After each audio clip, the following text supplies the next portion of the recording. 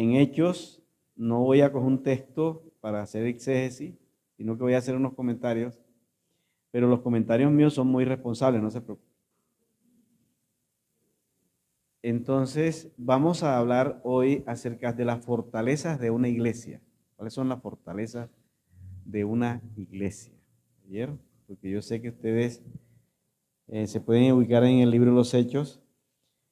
Yo sé que ustedes pertenecen a IBM, Iglesias Bíblicas Misioneras, ¿cierto?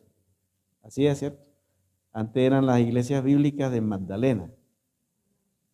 Eran las mismas, ¿verdad? Hacia Max, ¿cierto? Yo tengo varios amigos allí como David y algunas personas como Edinson, que estudió conmigo. Bueno, vamos a hacer el siguiente comentario. Dice, la iglesia de Jerusalén, por su origen, su avance misionero y su condición de ser la iglesia madre, porque esa es la iglesia madre, constituye un modelo para las iglesias de todos los tiempos. A pesar de la existencia de otras iglesias en el Nuevo Testamento, que uno puede mirar eso, la iglesia de Jerusalén es el mejor referente que tenemos porque ella describe características de una comunidad evangélica que otra iglesia no lo hace, ¿no? Entonces, la iglesia de Jerusalén es pertinente para eso.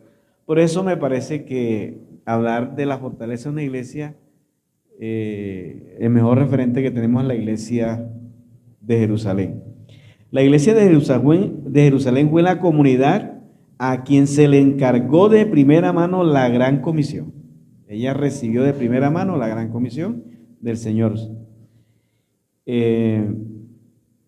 Y en su momento ella cumplió la misión que se le encargó. El libro de los Hechos, que es el contexto inmediato de la gran comisión, describe cómo la iglesia llevó a cabo su tarea evangelística desde Jerusalén hasta Roma. El libro de los Hechos se encarga de eso. Y Roma en ese momento era lo último de la tierra. Quien llegaba a Roma llegaba a lo último de la tierra. Así que esa fue la tarea de ellos. Ahora, no fue fácil.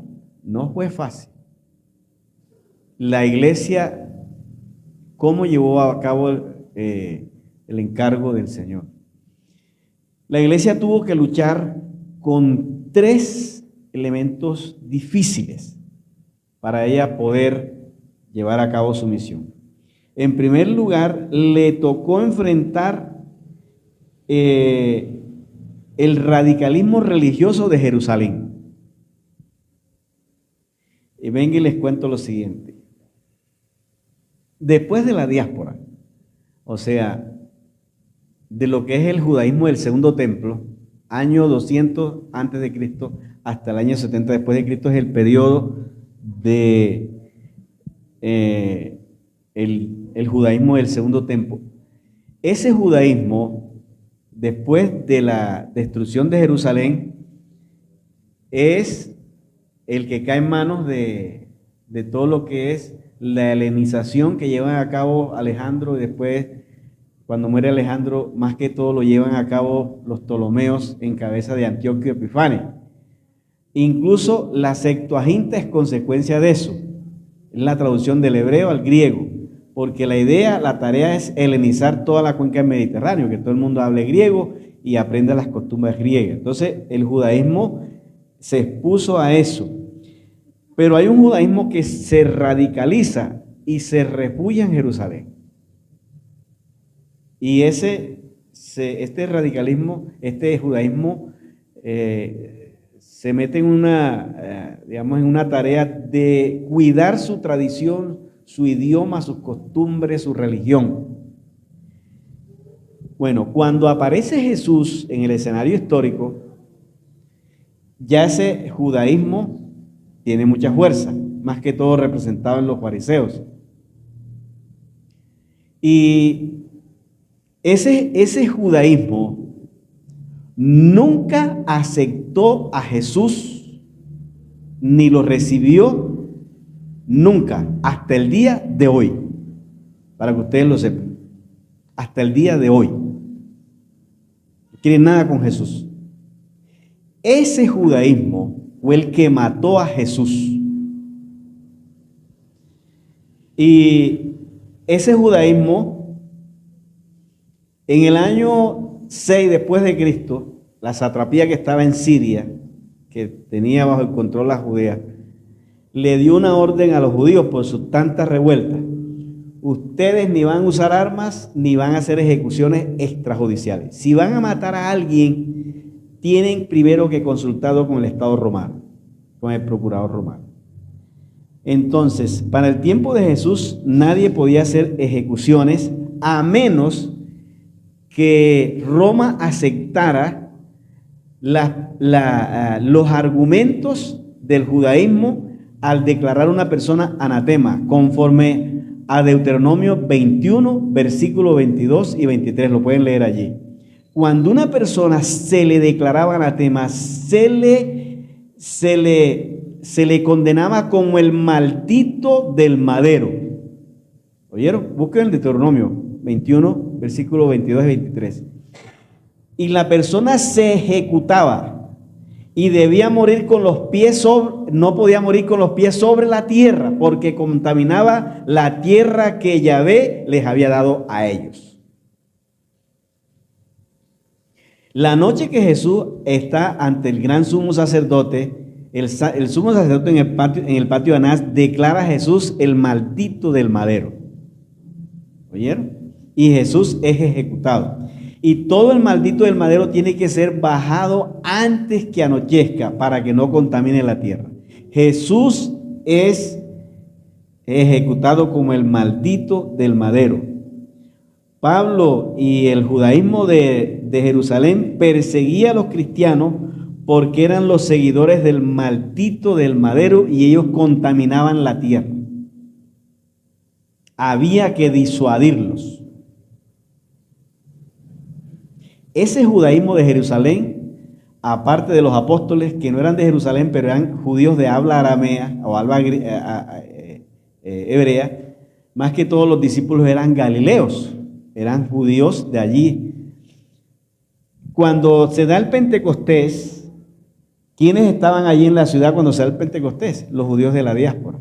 ¿De dónde dice que venían? Del Ponto, de Cilicia, de Roma, de Panfilia, de todas estas partes, ¿cierto? Y llega el Espíritu Santo y se convierten allí con la predicación de Pedro. Son los judíos de habla griega. Esos son los judíos que le dan a la iglesia el impulso misionero. ¿Oyeron? Si no hubiese sido por ese judaísmo, la iglesia no hubiese tenido el arranque que tuvo. Ese judaísmo es el responsable de la tarea misionera de la iglesia de Jerusalén. Ahí pertenecía Lucas, eso es lo que se llamó la comunidad de Damasco. Ahí pertenecía Lucas, pertenecía Ananías, que era el líder, pertenecía Bernabé, pertenecía Felipe, pertenecían los 7 diáconos que eligieron en la asamblea.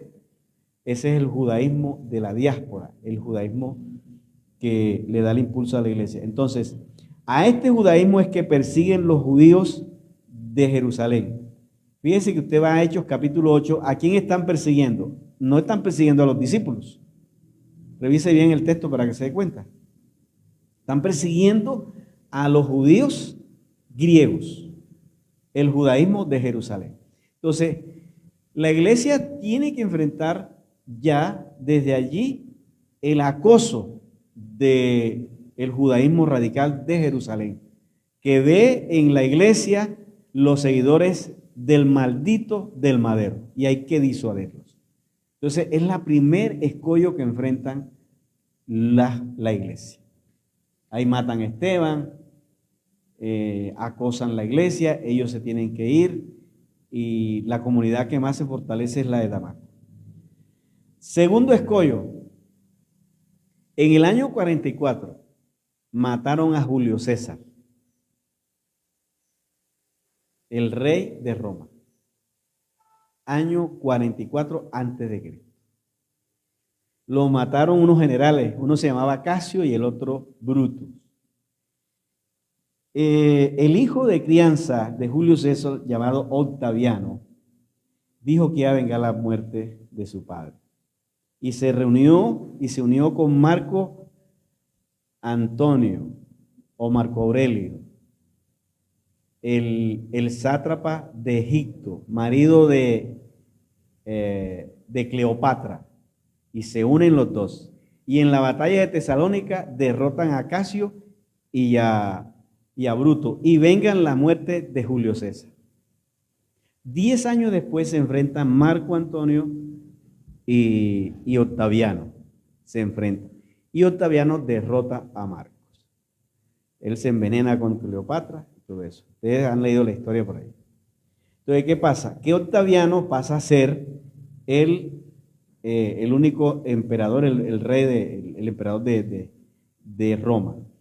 Miren esto, ¿por qué les estoy diciendo esto? Porque Octaviano, que después pasa a ser Augusto César, en honor a su padre, mire lo que hizo. Hizo que el Senado romano declarara a Julio César Dios, lo deificara, y el Senado deificó a Julio César.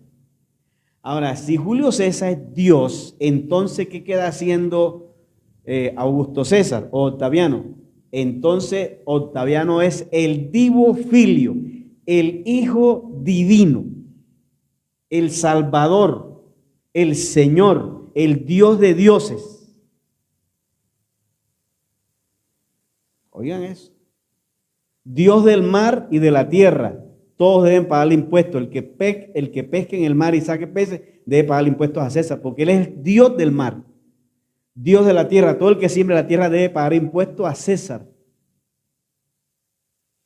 César es Señor de señores, Hijo de Dios,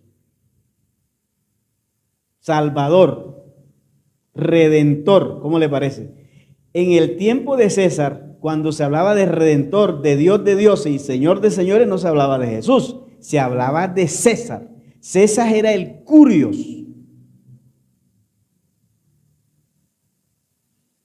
Augusto César era el Curios, el Señor. Ave César. Entonces, ¿qué pasa?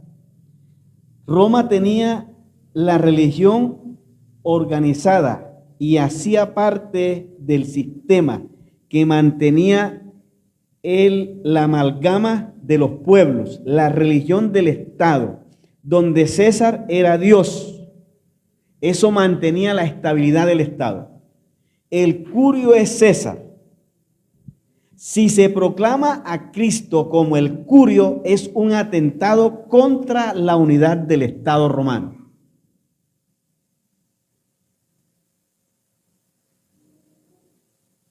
Y los discípulos están proclamando a Jesús como el Curios. ¿Y a qué se tienen que enfrentar entonces? Al Estado romano. Porque ya no es una persecución religiosa, es una persecución política. Eso es algo guerrillero.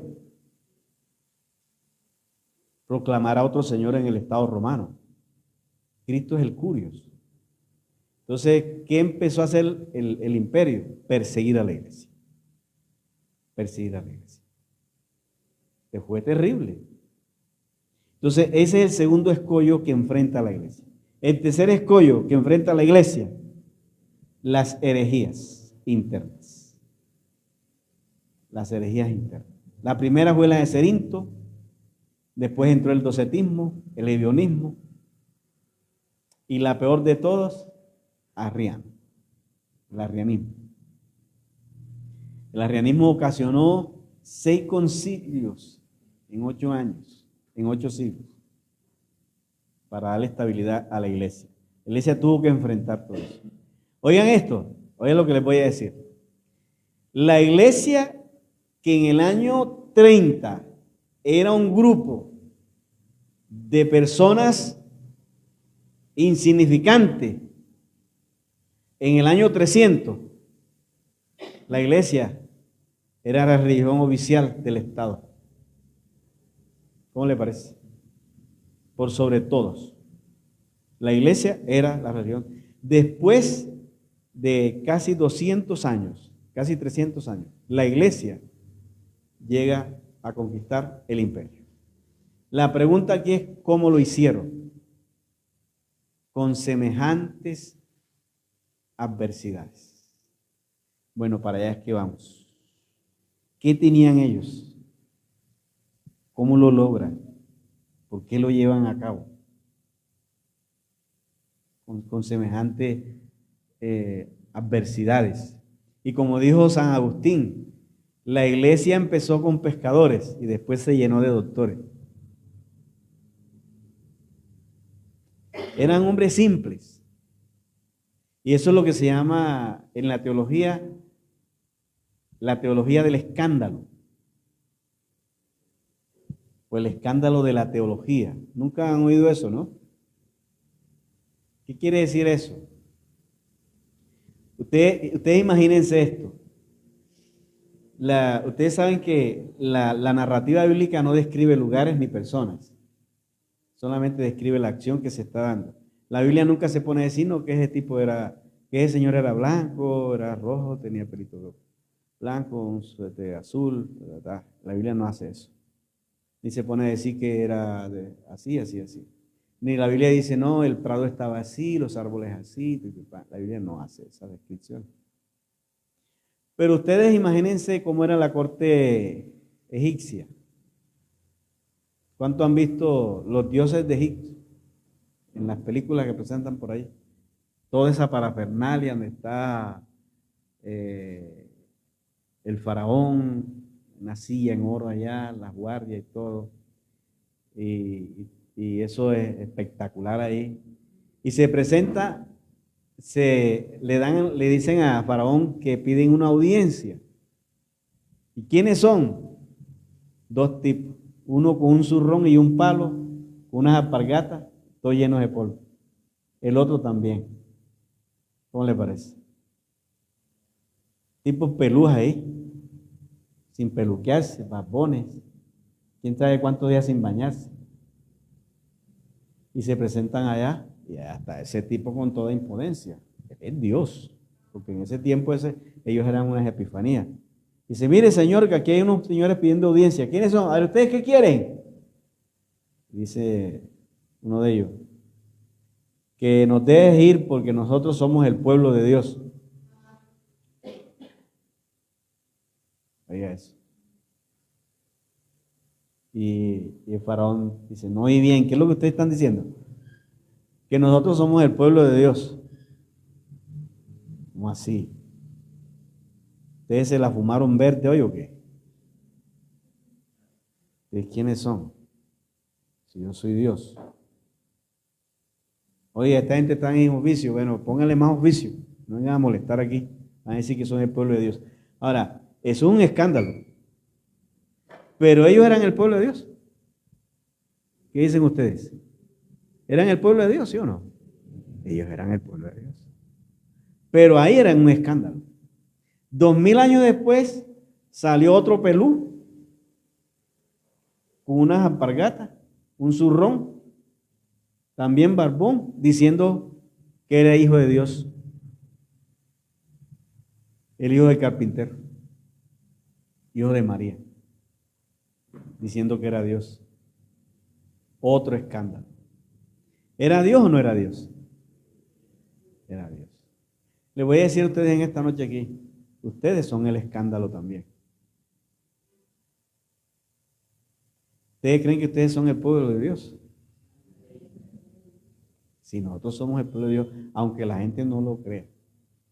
Nosotros somos una comunidad interesante, trascendente, tan trascendente que hemos trascendido en 2000 años.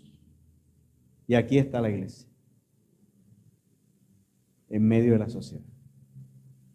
Y ni el COVID pudo con ella, ¿cierto? Porque aquí están ustedes. Ustedes son los que han salido de la gran tribulación. Ustedes salieron del COVID. Le dan gracias a Dios por eso, porque ustedes no se fueron. ¿Saben que yo pasé el COVID aquí en Medellín? Aquí fue terrible. Ahora, ¿qué era lo que tenían esta gente. Y aquí entonces sí aterrizamos y listo, le vamos dando curso al sermón. En primer lugar, lo que yo puedo observar es que la iglesia de Jerusalén, que lleva a cabo la misión, tenía un liderazgo formado. Eso es lo primero que veo. Tenía un liderazgo formado. ¿Quién había formado ese liderazgo? Jesús.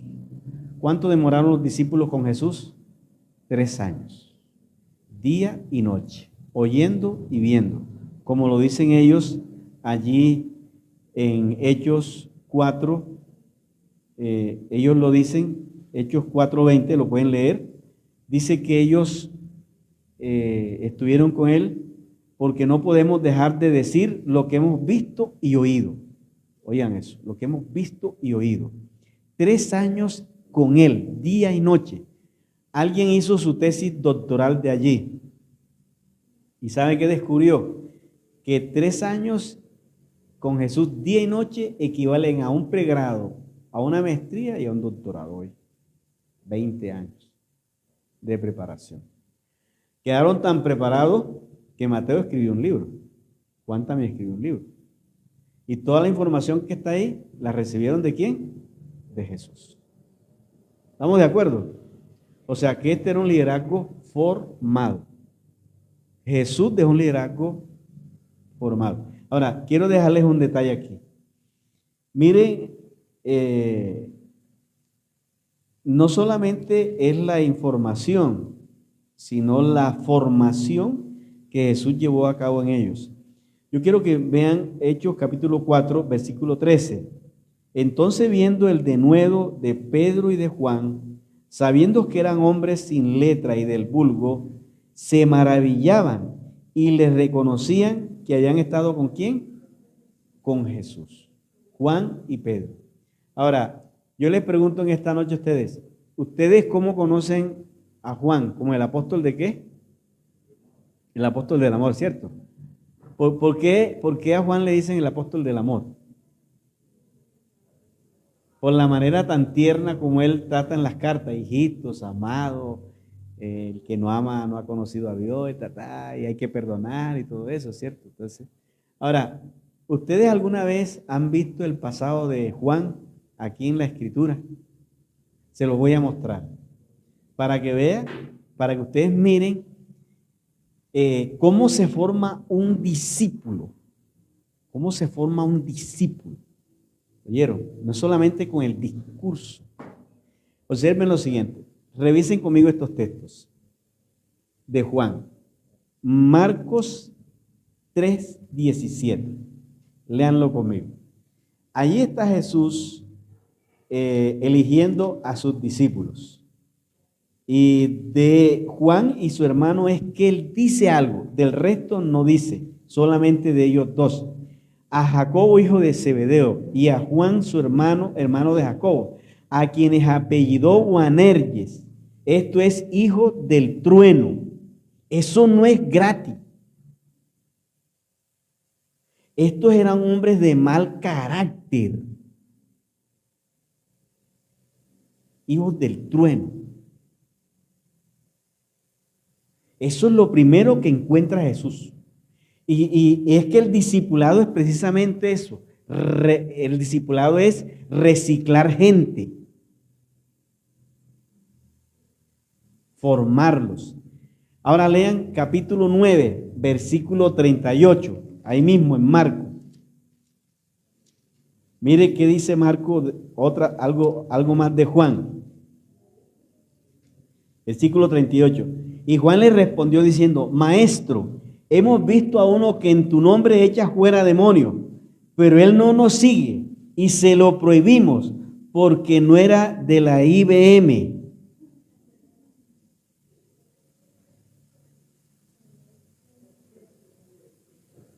¿Por qué?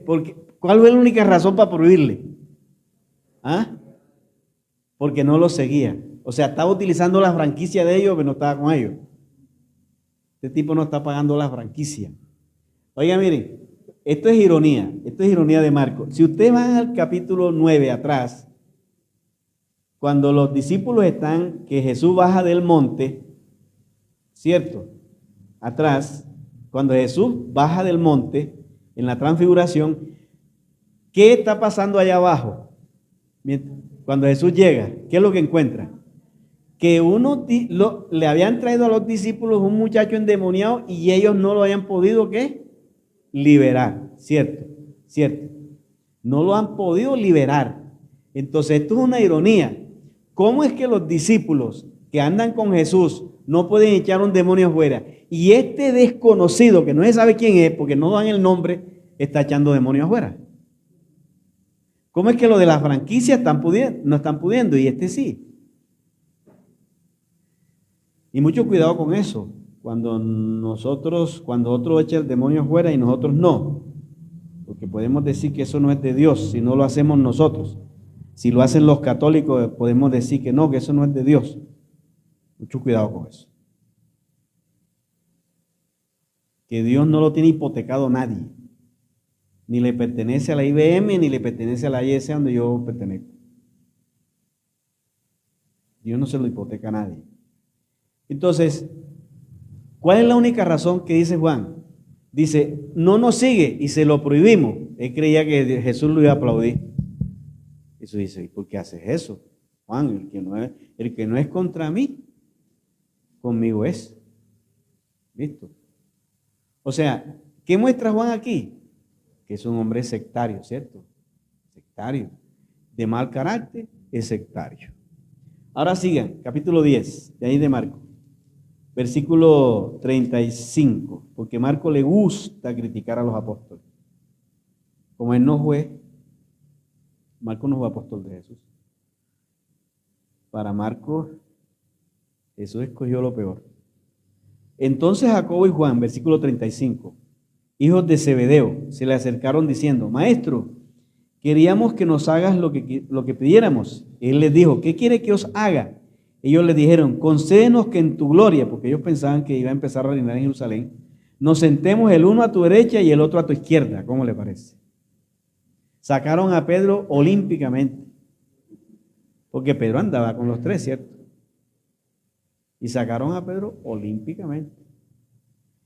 Le dice Juan, dice, Señor, ahora que empieces tu reino en Jerusalén, pones a mi hermano a la izquierda y yo a la derecha. Los lugares de izquierda y derecha en la teología judía son lugares de poder y de mando. ¿Y qué les dijo Jesús? Ustedes no saben ni lo que piden, hombre. Y los regañó duro ese día. El resto estaba bravo, claro, porque estos se les adelantaron, ¿no? No vaya a creer que era porque era una cosa santa de ellos. Entonces, aquí ¿qué otra faceta que vimos de Juan, ¿cuál es? Que son ambiciosos. Son ambiciosos. Entonces, estos señores de mal carácter, sectarios y ambiciosos. Y veamos una última cosita de Juan. Busquen en Lucas, capítulo 9, versículo 54.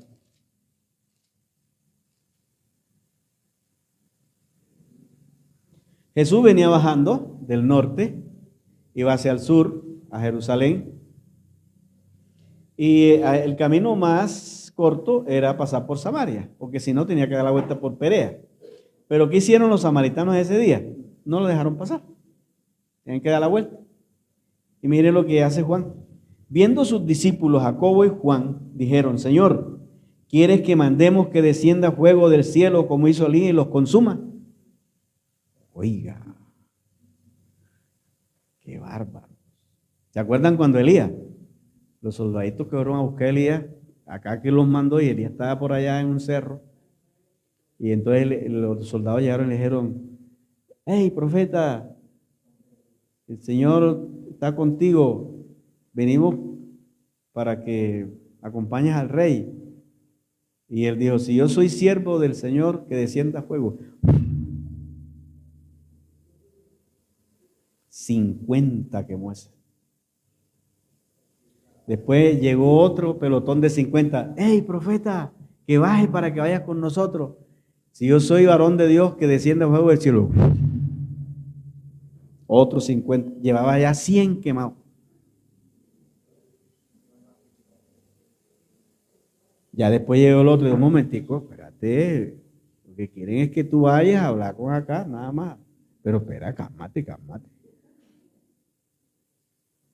Entonces ya el hombre después fue, ¿cierto? Yo les pregunto una cosita aquí a ustedes.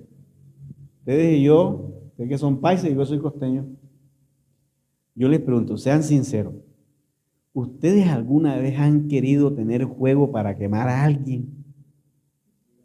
No vengan a decir que no, hombre.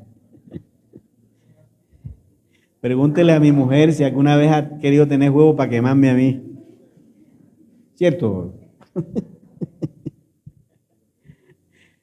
Todos nosotros tenemos un Juan por dentro. Pero fíjense, este hombre es un hombre sectario, ambicioso, de mal carácter, vengativo.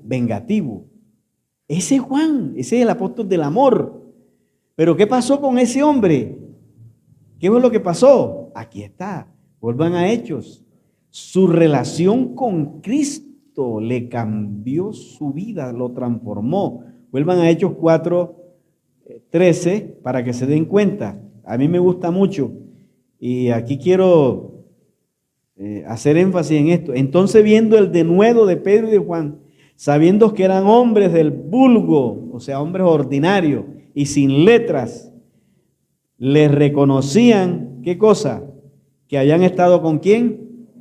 Con Jesús. Yo les pregunto en esta noche, ¿andar con Jesús sí se reflejará en nuestro carácter? No es andar en la iglesia, es andar con Jesús.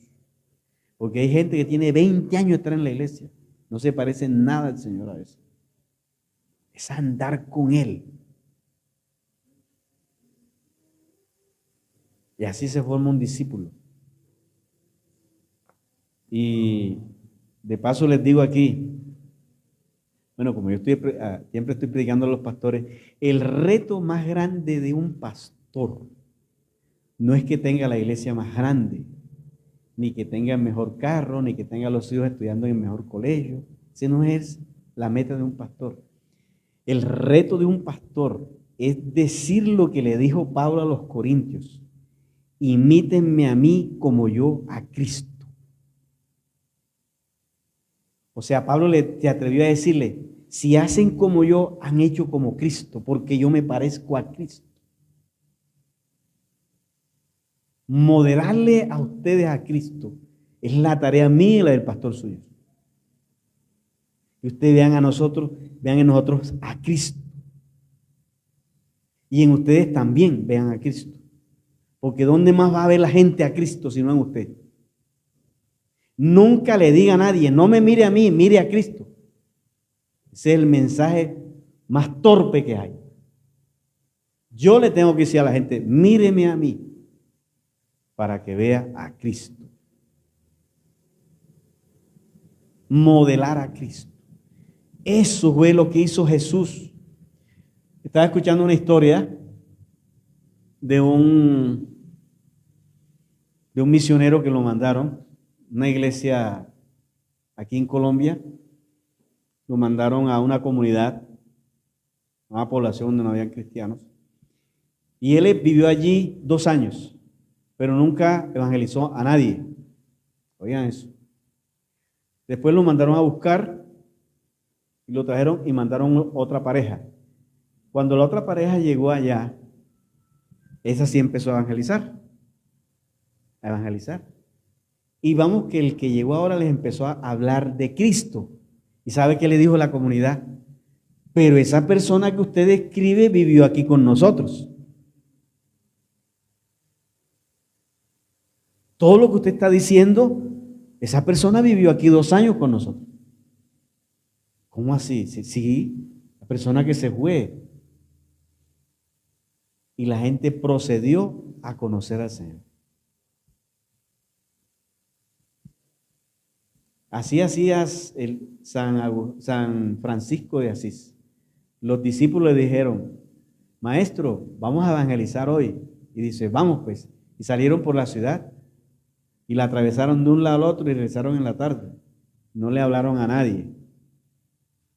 Y los discípulos cuando yo le dice, pero no le hablamos a nadie, dice, no, ya evangelizamos. Pero ¿cómo así? Sí, ya evangelizamos. Y él les dijo, evangelicen. Y cuando ya la gente no crea, entonces hablen.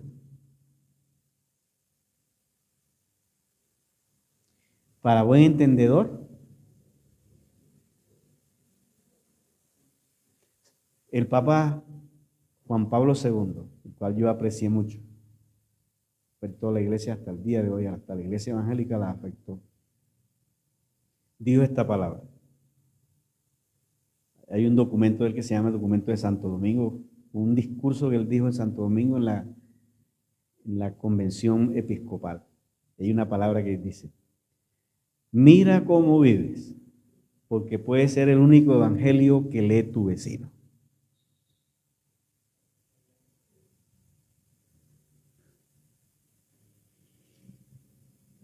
Así es. Así es que se forman los discípulos.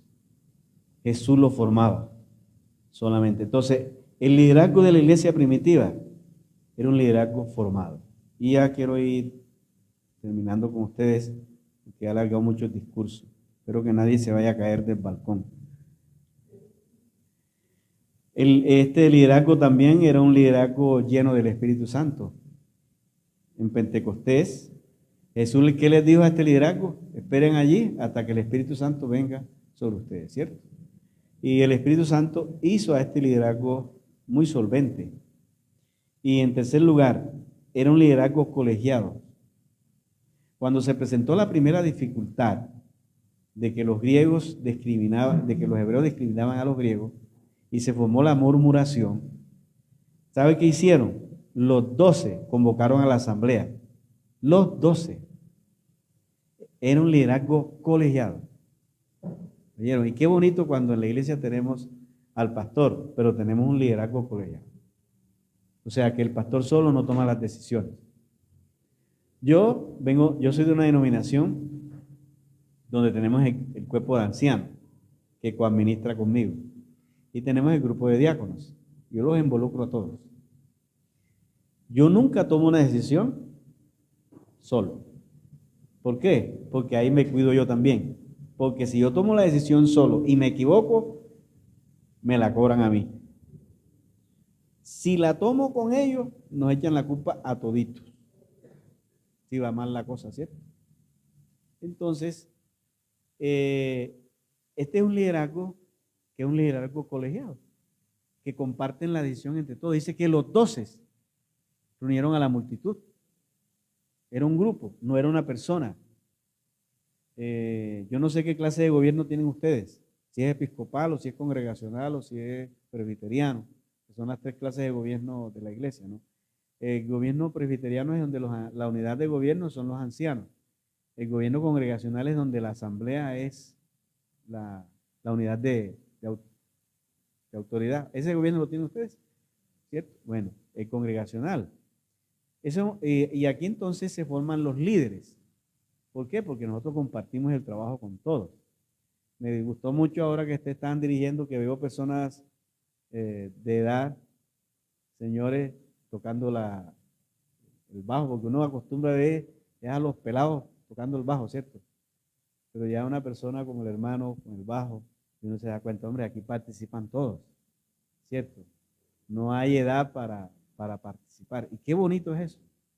Una iglesia donde, y esa es una fortaleza de una iglesia, donde ustedes participan, se sienten que hacen parte de la comunidad y que el pastor los tiene en cuenta para tomar las decisiones y compartimos todos el trabajo.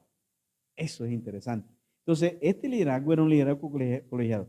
En tercer lugar, era un liderazgo que reparte el trabajo y promueve el liderazgo de otros. Reunieron a la comunidad y entonces le dijeron, miren, nosotros 12 no nos podemos ocupar nada más de la palabra y la oración y también de repartir las cosas. Vamos a hacer una cosa, elijan 7 diáconos para que ellos se encarguen de las mesas. ¿Oyeron? Y nosotros persistiremos en la oración y en la palabra. Oiga, ese liderazgo que promueve el liderazgo de otros y amplía el radio de acción. Elijan 7 diáconos. Y después esos diáconos se convirtieron en líderes de la iglesia.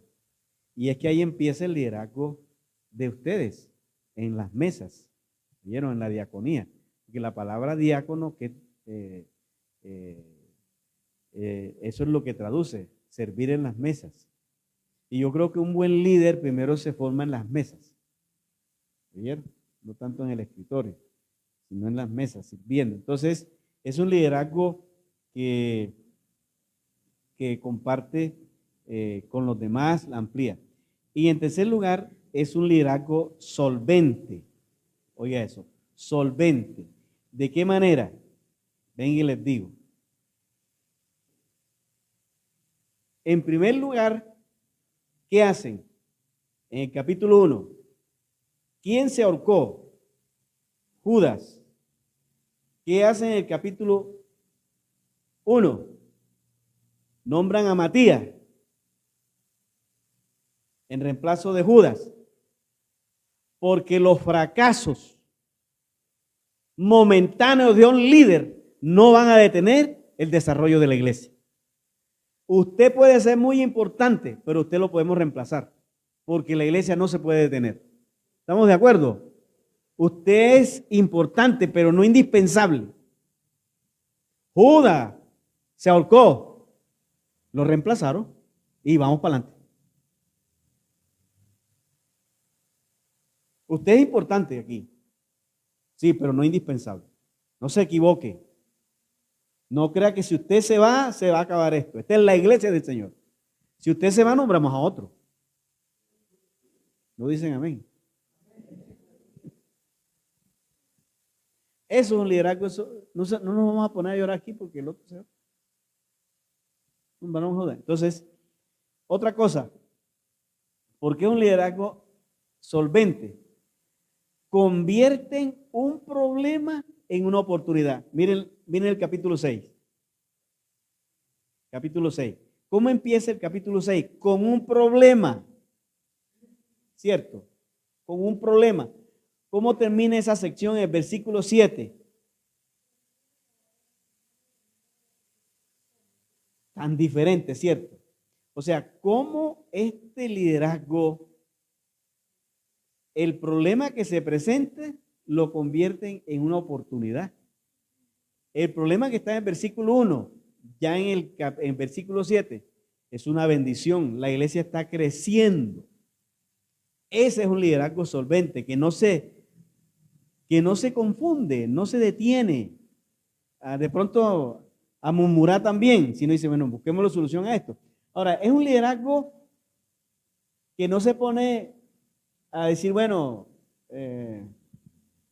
¿cómo es el nombre suyo, hermano? Jaime. Hermano Jaime, ¿el suyo? Alejandro. Le dice el pastor, bueno, Jaime, él oyó que están murmurando aquí en la iglesia. Próximo domingo predica sobre la lengua viperina. Y Jaime, el próximo domingo predica sobre la calumnia. Eso hicieron los discípulos.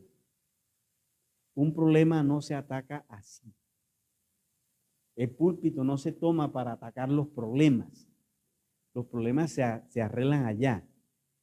¿Qué hicieron los discípulos? Escucharon la murmuración, porque cuando la iglesia murmura es por algo. ¿Estamos de acuerdo? Hay que oír qué están diciendo. Hay que escuchar y darle salida a lo que se está escuchando. Había un problema, lo solucionaron. No se pusieron a atacarlo. Y hay veces que en las iglesias lo que hacen es, si está pasando alguna dificultad, es tirar el mensaje y en el mensaje involucran a otros que no están metidos en el problema. Llamen por aparte, hablen con las personas, pero el púlpito no está para estar atacando el problema. ¿Vieron? Bueno, yo se los digo porque yo tengo rato de andar en esto, de ser pastor. Y sé los problemas que he ganado también y los que he evitado, ¿no? Entonces, es un liderazgo que es solvente, convierte en una dificultad en una solución. Y también es un liderazgo que aprovecha aún los momentos difíciles para salir adelante con la iglesia. Y es un liderazgo que no se confunde. Miren lo que les voy a decir aquí.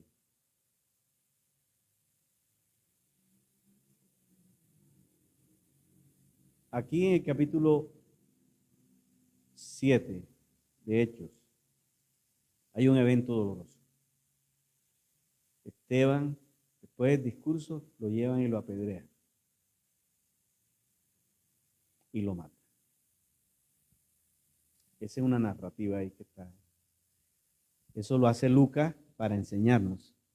En el capítulo 12 hay otro evento. A Pedro lo llevan a la cárcel y lo meten a la cárcel para ejecutarlo el día siguiente. Pero en la noche se abren las puertas, hay un resplandor, entra un ángel, por allá está Pedro atado al soldado, porque lo ataban a los soldados, se caen las cadenas, Pedro cree que está soñando, el ángel le dice sal, Pedro sale a la calle, una cosa interesante, poderosa, gloria a Dios. Oigan, mire para acá lo que le voy a decir aquí, para que usted tampoco se confunda, porque esas narrativas están aquí para eso. El ángel entra, gloria a Dios, se ilumina todo, qué poder, se caen las cadenas, predicamos de eso, que hay poder, Pedro sale. Pero la pregunta es esta es la pregunta. ¿Dónde estaba ese bendito ángel cuando mataban a Esteban?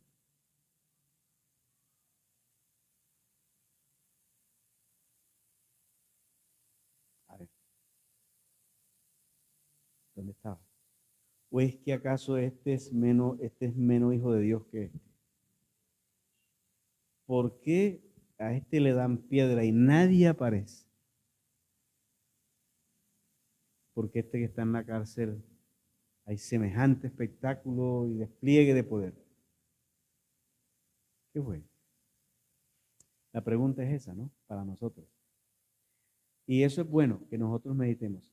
Ahora en pandemia, ¿alguien que usted conocía murió? A ver. ¿Oraron por él? ¿Oraron por otros que no se murieron? Así es. ¿Por qué este sí, por qué este no? ¿Por qué oramos por este y se murió? ¿Por qué oramos por este y no se murió? Esto es para que aprendamos que así es el desarrollo de la iglesia, que vivimos en la paradoja del sí y del no. Pero la iglesia sigue su curso. Los discípulos no se confunden, porque este sí, porque este no. Ellos dejan que Dios sea soberano y que todo sigue su curso normal. Entonces, la iglesia contaba con este liderazgo solvente, ¿no?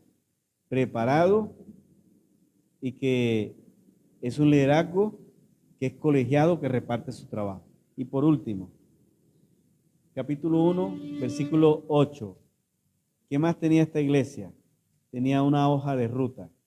Capítulo 1 de Hechos, versículo 8. Y recibiréis poder cuando haya venido sobre vosotros el Espíritu Santo. Y me seréis testigos en Jerusalén, en Judea y Samaria, en Judea, en Samaria, y lo último de qué? De la tierra. Hagan este ejercicio conmigo y ya terminamos. Del capítulo 1 hasta el capítulo 6, versículo 7.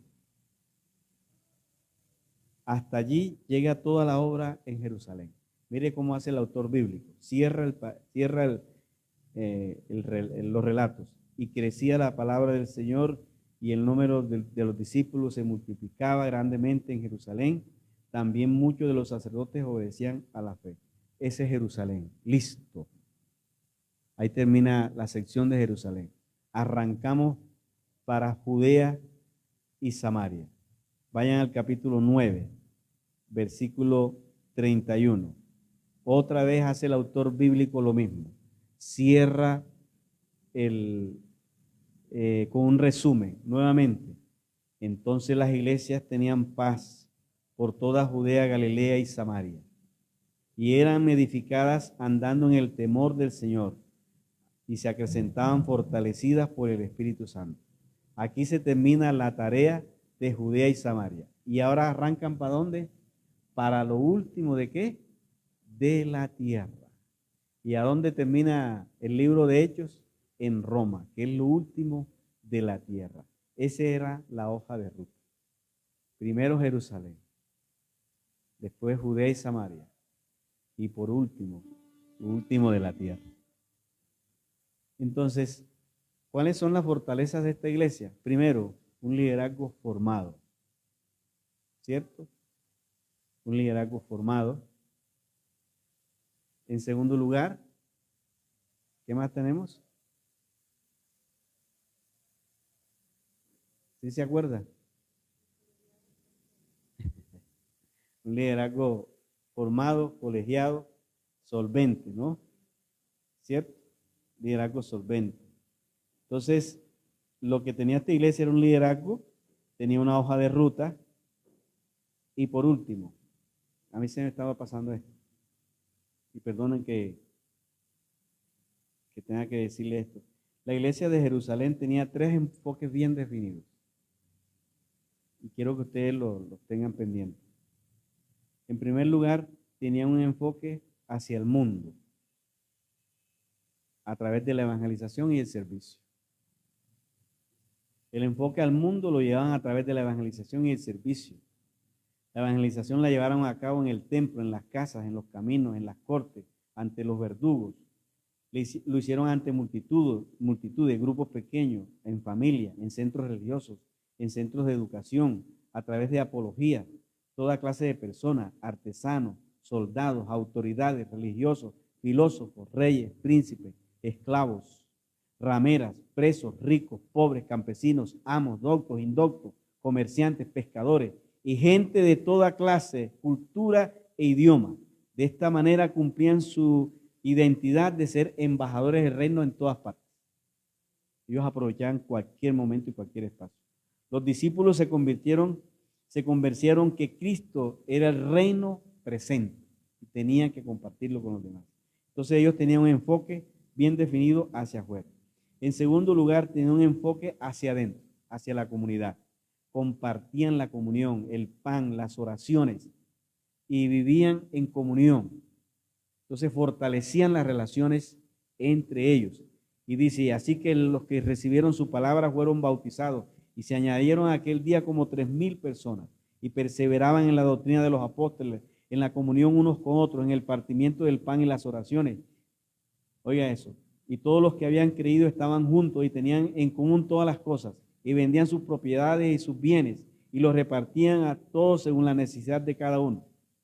Y perseverando unánimes cada día en el templo y partiendo el pan en las casas, comían juntos con alegría de corazón y sencillez de corazón, alabando a Dios. O sea que vendían las propiedades y las traían, las ponían a los pies de los discípulos para que no hubiese necesitados entre ellos. Hoy no pasa así. Hoy los pastores piden y la gente trae para ellos comprar emisoras y para comprar cosas. Para comprar carros, comprar aviones y todas esas cosas. Pero no para repartir entre los hermanos. Los discípulos. Esto lo están grabando, ¿no? Está bueno que lo escuche todo el mundo. Hoy los pastores piden es para ellos. Esta gente le traían era para que no hubiese necesitado entre ellos. Y así que tiene que ser, ¿sí o no? Es para compartirlo entre nosotros, fortalecer nuestra relación juntos. Y dice que perseveraban y el Señor añadía y traía temor sobre las personas. Una de las fortalezas de esta primera iglesia era la convivencia interna. Los nuevos conversos eran acogidos dentro de la comunidad cristiana y la iglesia se convirtió en una alternativa ante la excluyente sinagoga. La sinagoga era excluyente. Ahí no podían entrar los gentiles. En la sinagoga no podían entrar los defectuosos. En la sinagoga no podían entrar los pecadores ni los publicanos, porque era excluyente, porque ellos tenían un canon y quien no llenaba el canon no entraba. Aquella mañana que Jesús estaba en la sinagoga hablando, había una mujer fuera, pero no podía entrar porque era encorvada, porque los defectuosos no podían entrar.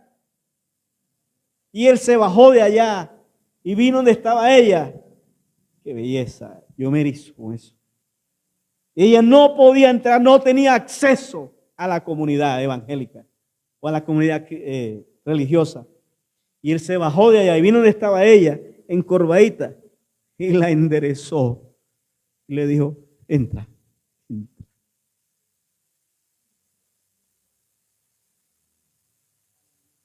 Porque para eso es la iglesia, para que todos tengan acceso. Por eso Jesús sacó el culto de la sinagoga y lo llevó a la playa, lo llevó al monte, lo llevó al desierto, porque era Dios para todos. Y él se convirtió en un fenómeno religioso por eso. Porque es que la comunidad evangélica tiene que ser una alternativa para la gente que está pidiendo. ¿Cierto que así es? Mucho cuidado hoy, a quién excluimos hoy. Porque la evangelización es para alcanzar a todos. Y les voy a decir una cosa. ¿Cuántos creen que Dios está en medio nuestro? Yo soy teólogo. Y ustedes saben que los teólogos a veces tenemos problemas con las manifestaciones del Espíritu, pero yo soy pentecostal. No soy pentecostal unido, ¿no? Sino que pentecostal, que a mí me gusta hablar en lengua. Yo oro por los enfermos, unjo, de todo esto, porque yo lo he visto. Yo lo aprendí de los landeros.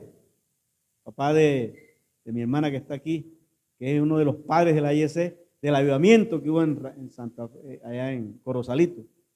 Cuando veían la Biblia decían, bueno, tú dices aquí, vamos a hacerlo, y lo hacían. Eso también se necesita hoy. ¿Cuántos lo creen? Porque a veces el mensaje no alcanza, el discurso no alcanza. Y por eso es que tiene que también el Señor hacer presencia. A mí me pasó un caso aquí en Medellín. Yo tengo un grupo allá en el poblado de una familia de clase media. Ellos son unos empresarios. Yo me reúno ahí los martes. Ellos invitaron a unos vecinos en el mismo edificio a venir al grupo. Y empezó a venir una pareja. Y venía la pareja todos los martes. Ahí me conocieron. A los 2 meses de estar viniendo, ellos me invitaron para que fuera un sábado a comer con ellos. Y yo fui, mi esposa no pudo ir. Vive en el otro bloque, en un segundo piso, muy bonito. Cuando llegué había una mesa muy bien arreglada, pero noté que habían 4 sillas, aunque mi esposa no iba, ellos estaban solos, la pareja apenas. Entonces me dijo, siéntese, pastor, el señor, el anfitrión, ¿no? Y la esposa. Dice, esperemos a mi tía Esperanza que va a comer con nosotros. Yo no conocía a Esperanza. Al rato llegó una señora encopetada. Su bolso. Señora, mejor dicho. Llega, buenas. Y se sienta. Listo, buena. Saludamos. Entonces dice el anfitrión, dice, pastor, ore para comer. Cuando él dice así, pastor, ore para comer, esa señora se paró.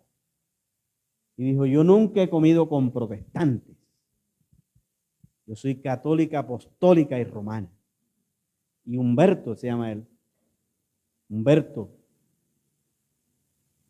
tú estás yendo a la iglesia evangélica. Vas a renunciar a la fe que por herencia hemos tenido. Te vas a rebajar. Y él le tuvo que decir, me hace favor, Esperanza, y te callas, estás en mi casa. Él es el pastor, él es mi invitado y te sientas a comer. Y ya se sentó. Y empezamos a comer. Imagínense cómo fue esa comida. Yo no sé a qué supo esa cuestión. Miren lo que pasó.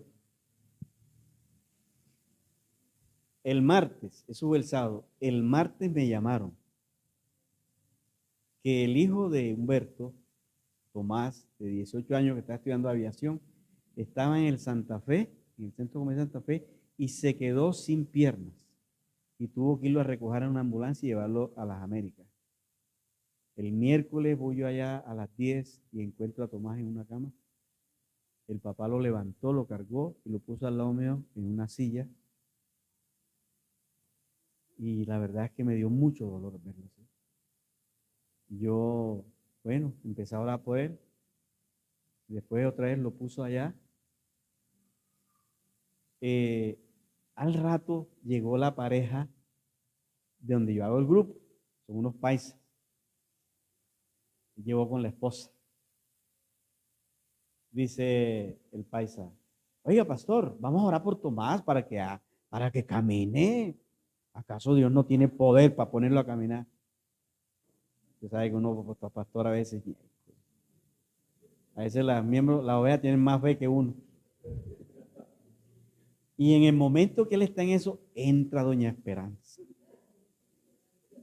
Entonces dice el pastor, vamos a orar por Tomás para que camine aquí ahora.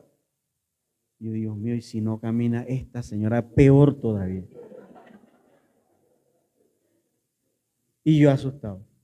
Y digo, bueno, usted no como pastor no le puede quitar las ganas a la oveja, ¿cierto? ¿Usted trajo aceite? Y dice, no, yo no traje aceite.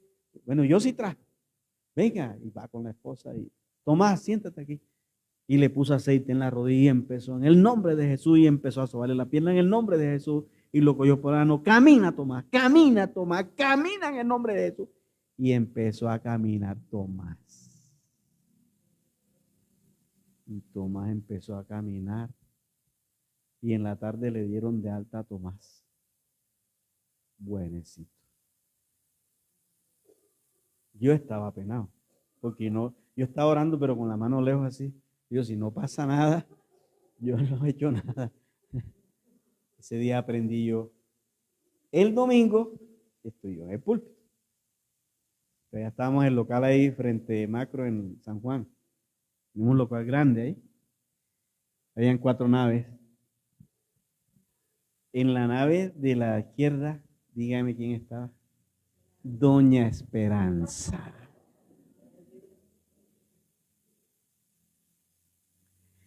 Y después que terminé de predicar, se arrimó donde estaba y me dijo, pastor, perdóneme. Qué linda homilía. Desde hoy soy miembro de esta iglesia.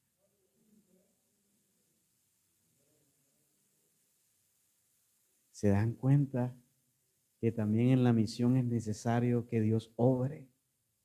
Porque donde no alcanza el discurso, también el poder de Dios es necesario. ¿Estamos de acuerdo? No solamente el discurso. Es bueno que Dios también ratifique su palabra con señales. Y la misión se hace. Entonces, la iglesia primitiva tenía los enfoques bien definidos. Hacia el mundo, hacia adentro y hacia Dios. Hacia Dios en alabanza, dice el capítulo 2, versículo 47. Y también dice que se mantenía en oración y lectura de la palabra. 3 enfoques. Hacia Dios, hacia el mundo y hacia adentro. Hacia Dios nos llamamos sacerdotes. Hacia el mundo nos llamamos embajadores. Y hacia adentro nos llamamos ministros. Esas son las fortalezas de una iglesia. Un buen liderazgo, una hoja de ruta y sus enfoques bien definidos. Y el Señor añade los que han de ser salvos. Amén, mis hermanos. Perdone que los haya demorado tanto. Yo no les cobro horas extra. Pónganse de pie, vamos a orar. Pero yo sé que ustedes son una iglesia misionera. Vamos a orar y quiero orar en esta noche por ustedes. Yo he vivido unas experiencias muy bonitas aquí en Medellín y quiero orar con ustedes. En un tiempo había una familia de pastor que asistía con nosotros. Vivían por aquí arriba. Allá arriba en Aures. Por ahí, ¿cierto? Aures. Y ellos iban a la iglesia allá abajo. Y quiero decirles esto para orar por ustedes ahora. Y vi que no estaban yendo a la iglesia. Tenían 2 meses que no iban. Yo vine a visitarlos. Ese día estaba lloviendo duro. Yo vengo de una ciudad como Sincelejo, que cuando llueve duro se va la luz. Pero aquí en Medellín no pasa eso. Entonces llegué Y estaba lloviendo duro y no había luz. Y yo, bueno, se fue la luz por los truenos. Pero aquí en Medellín no era eso. Bueno, me senté. Eso fue un viernes. El miércoles anterior había llovido y la noche estaba fría. Y llegaron al culto como 15 personas. Ese día mi esposa dirigió y yo enseñé. Y mi esposa pasó a recoger las ofrendas. Y en la parte de atrás, oiga, se lo estoy diciendo yo, que yo lo viví. Yo lo vi con mis ojos y lo tuve en mis manos. En la parte de atrás había una señora que llegó, no la conocíamos, no era cristiana. Cuando mi esposa pasó para recoger la ofrenda, la señora le dijo, yo estaba en mi casa y una voz me dijo, mete este dinero en el sobre, ciérralo y llévalo a tal parte. Un sobre blanco. Y lo trajo y lo metió donde mi esposa estaba. Aquí hay que pagar algo que se debe. Bueno, recogió la ofrenda. Mi esposa se llevó eso para la casa. Al día siguiente llamó a la tesorera y le dijo, aquí hay alguna deuda que pagar. Y la tesorera le dijo, no, aquí está todo paisa. Aquí no se debe nada. Cuando estamos allá, el viernes, el hijo del pastor, que tenía 21 años entonces, me dijo algo desagradable. Me dijo, yo no quiero saber nada de Dios. No nos venga a hablar de Dios. A resentido. Y la niña mayor de 23 años se puso a llorar y me dijo, ¿por qué Dios nos ha ignorado? Y yo digo, ¿por qué me dije eso? Dice, mire, aquí no hay luz ni agua. Tenemos 15 días. Buscamos el agua arriba en el segundo piso que nos la regalan. ¿Usted sabe lo que es bañarse con agua fría aquí, cierto? Agua quieta. ¿Por qué Dios nos ha ignorado? Y en ese momento sentí en mi corazón que Dios me hablaba y me decía, busca el sobre. Y yo le dije a mi esposa que nunca carga ofrenda, me dijo, Rosana, ¿y la ofrenda dónde la dejaste? Y dije, oye, la tengo aquí en el bolso todavía, ¿cómo te parece? Yo digo, ¿cuánto deben ustedes? Me digo, debemos 470,000 pesos. Y yo, Rosana, saca el sobre para ver. Y sacó el sobre y yo lo abrí y conté 470,000 pesos. Allá en el sobre. Y en ese momento el Señor me dijo, dile que yo no ignoro a nadie.